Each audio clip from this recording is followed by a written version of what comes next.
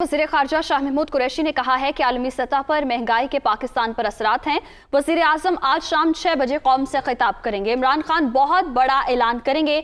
वज़ीर आज़म को कौम की तकलीफ का एहसास है, आज खुलकर बात होगी। उन्होंने कहा कि अगर पीटीआई का सिंध में मार्च लिटिल है तो परेशानी क्यों है। जब खैबर पख्तूनख्वा, बलूचिस्तान और पंजाब में पीटीआई गई तब भी लिटिल का लफ्ज इस्तेमाल किया गया। इमरान खान जमहूरी आदमी हैं, वो बिलावल भुट्टो के सवालात का जवाब देंगे। क्या पीपीपी भी 15 बरस का जवाब देगी? वो जैकबाबाद में मीडिया से गुफ्तगू कर रहे थे।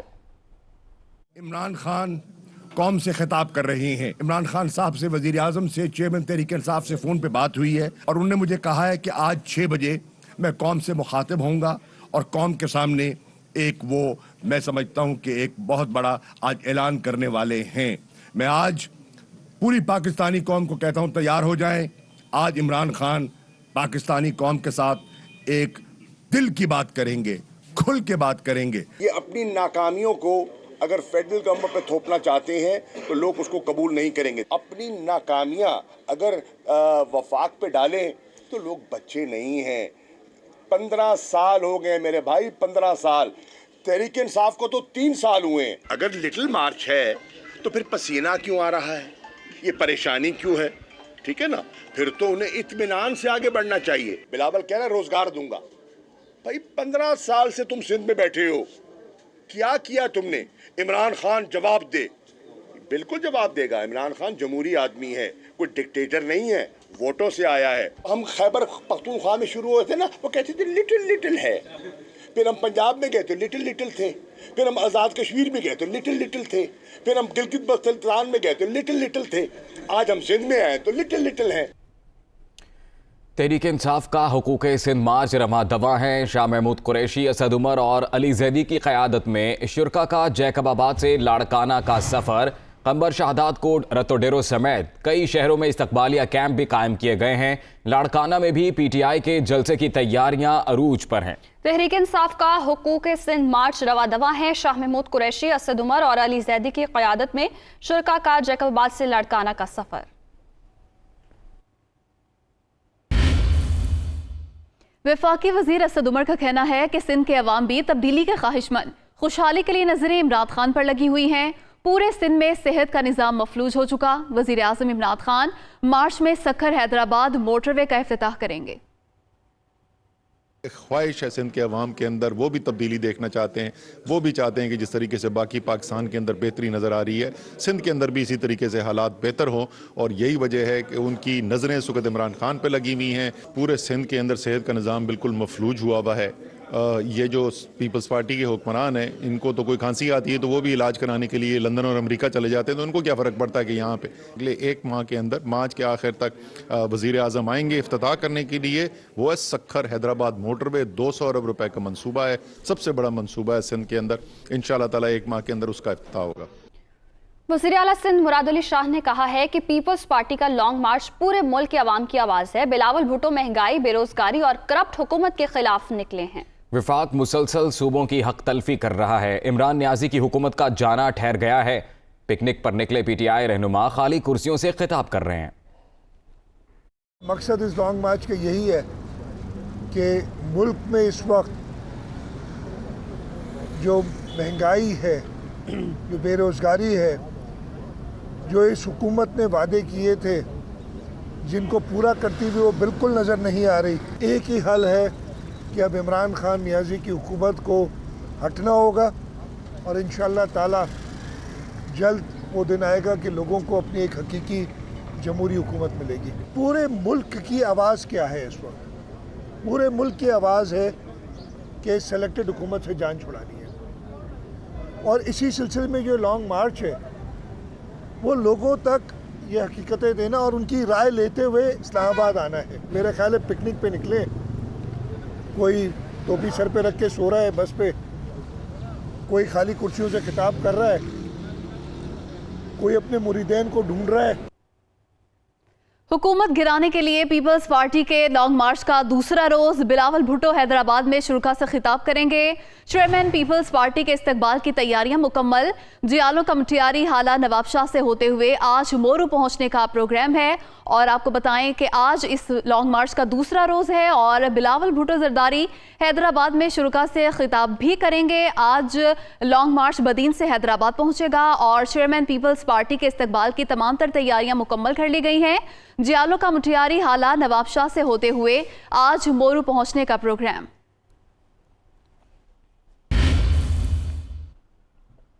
नून लीगी रहनुमा हमजा शहबाज का कहना है कि मुल्क की मईशत तबाह हो चुकी, कहाँ है नया Pakistan.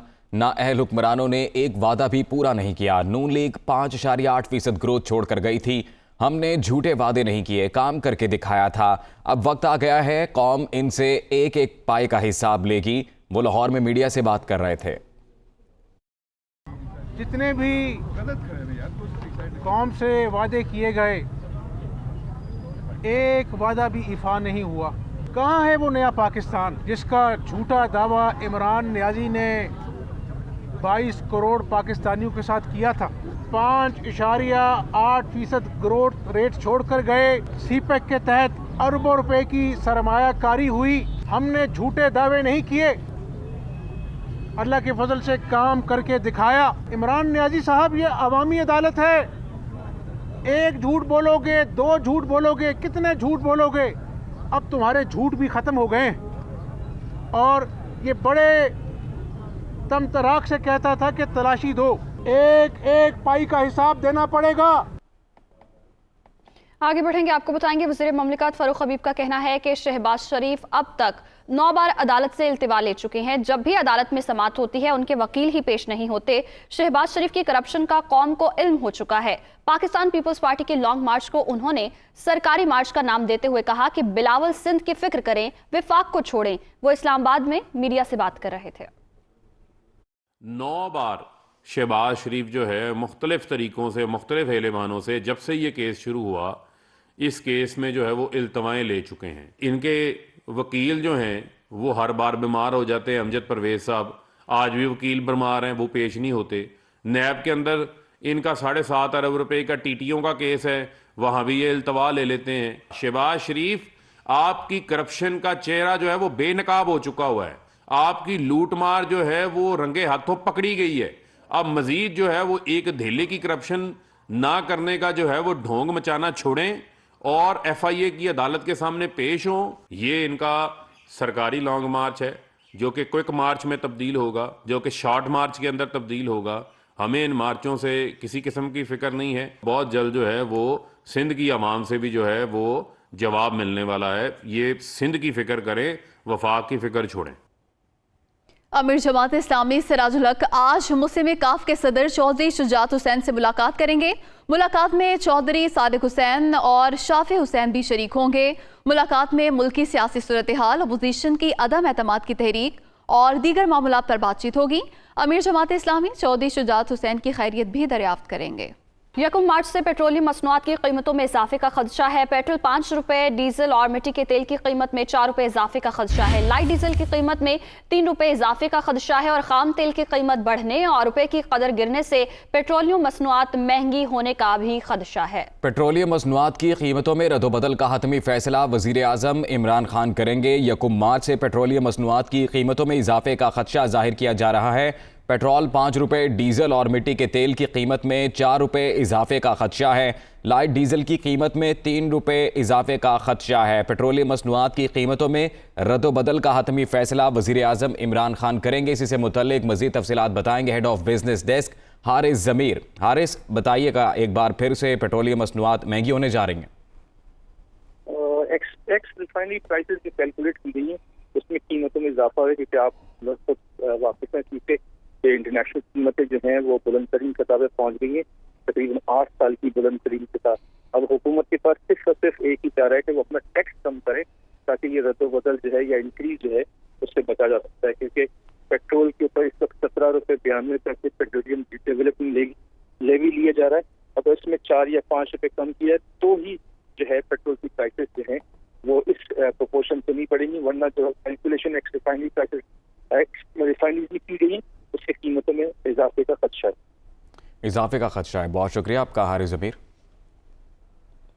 Faisalabad government post graduate college में सकाफती और साइंसी नुमाइश का इनेकाद किया गया। तालिबात के तैयार करदा खूबसूरत सकाफती और साइंसी मॉडल्स ने नुमाइश देखने वालों के दिल मोह लिए। जुल्करनैन ताहिर की रिपोर्ट देखिए।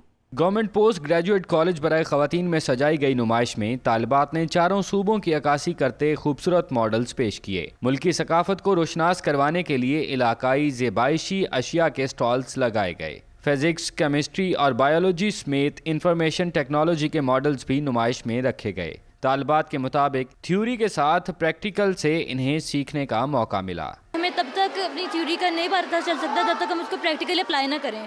ओमिक्रॉन का ये मॉडल है, इसके अंदर हमने इसके SOP लिखे हैं ताकि लोगों में अवेयरनेस आए। थ्योरी के साथ प्रैक्टिकल वर्क भी ज़रूरी है क्योंकि इससे हमें बहुत कुछ सीखने को मिलता है। We learn very much things from this, that's why we do practical well as theoretical work. ये एग्जीबिशन हमारे लिए एज ए एजुकेशनल एग्जीबिशन है बिकॉज क्योंकि इसमें बहुत ज़्यादा मॉडल्स बनाए गए हैं जिनसे हमें बहुत सी मालूमात हासिल होती है। नुमाइश में लगाए गए स्टॉल्स और साइंसी मॉडल्स में तालिबात की मेहनत झलक रही थी। नुमाइश को देखने वालों ने तालिबात के हुनर को खूब सराहा। प्रैक्टिकल परफॉर्मेंस है स्टूडेंट्स की और ये बहुत ज़्यादा एनकरेजिंग है हमारे लिए, टीचर्स के लिए, स्टूडेंट्स के अपने लिए और ख़ासकर हमारे मुल्क की तरक्की के लिए। तो मैं अप्रिशिएट करती हूँ प्रिंसिपल को, स्टाफ को, स्टूडेंट्स को। शुरका का कहना था मुनासिब सहूलियात और मौक़े फराहम किए जाएँ तो साइंस और टेक्नोलॉजी की ये तालिबात बैनुल अक़वामी सतह पर भी मुल्क व कौम का नाम रोशन करने की सलाहियत रखती हैं। साइंस के मैदान में तेज़ी से तरक्की करती हुई अक़वाम आलम का मुकाबला करने के लिए निसाबी तालीम के साथ साथ अमली तालीम भी वक्त की अहम ज़रूरत बन चुकी है और ये नुमाइश अमली तालीम का एक बेहतरीन नमूना साबित हो रही है। कैमरामैन सदाम अली के साथ जुल्करनैन ताहिर, दुनिया न्यूज़, फैसलाबाद। इस्लामाबाद में शाय खुरनोश की कीमतों को पर लग गए हैं। शदीद महंगाई में सफ़ेद पोश तबका भी पिस कर रह गया। तफसीलात बता रही हैं दुनिया न्यूज़ की नुमाइंदा इस्मा शौकत। जी इस्मा बताइएगा। जी बिल्कुल, अगर बात कर ली जाए महंगाई के हवाले से तो मुल्क भर की तरह इस्लामाबाद में भी ज़रूरत अशिया जो हैं वो महंगी हो चुकी हैं। पेट्रोल की कीमतों में इजाफे की वजह से जितनी भी ज़रूरत अशिया हैं, चाहे वो दालें हो, चीनी हो, आटा हो या फिर सब्जियां हो, उन सब की कीमतों में 0.22% जो है वो इजाफा हो चुका है। अगर बात कर ली जाए आटे के थैले के हवाले से तो जो 10 किलो का आटे का थैला पहले 1050 का मिलता था वो अब 1100 रुपये का मिल रहा है। इसके अलावा मुर्गी जो है, जिंदा मुर्गी, वो 400 रुपये किलो मिल रही है। सब्जियों के हवाले से बात कर ली जाए तो 50 रुपये किलो जो है वो गाजर मिल रही है। इसके अलावा 150 रुपये किलो जो है वो टमाटर मिल रहे हैं।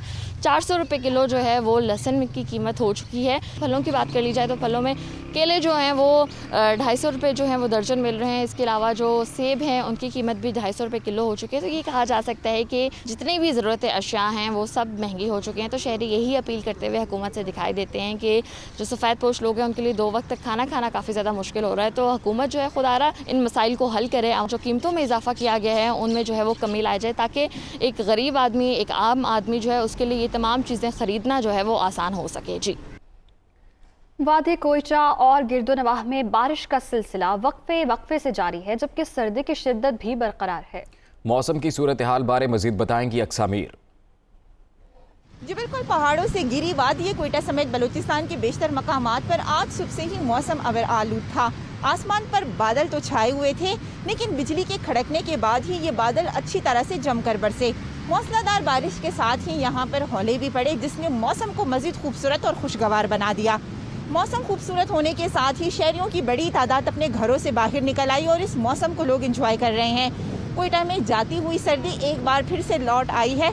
मौसम कदरे सर्द हो गया है लेकिन लोग इसको इंजॉय कर रहे हैं और बारान रहमत के बाद ही कोयटा शहर के जो मुख्तलिफ मकामात थे वहाँ पर बिजली की लोड शेडिंग एक बार फिर दिखाई दी। तमाम तर इलाकों में बिजली गायब हो गई है। लोगों को मुश्किलात ये हो रही है कि सर्दी की आमद के साथ ही यहाँ पर गैस प्रेशर का भी मसला बन जाता है। जबकि महकमे मौसमियात की जानिब से ये कहा गया है कि आइंदा 24 घंटों के दौरान कोयटा, कला, जोब, मसलूम, पंचगूर, चागी समेत जो भलाई इलाके हैं वहाँ पर मज़ीद भी जो है ना बारिश की जो है ना वो पेशन गोई की गई है। जी।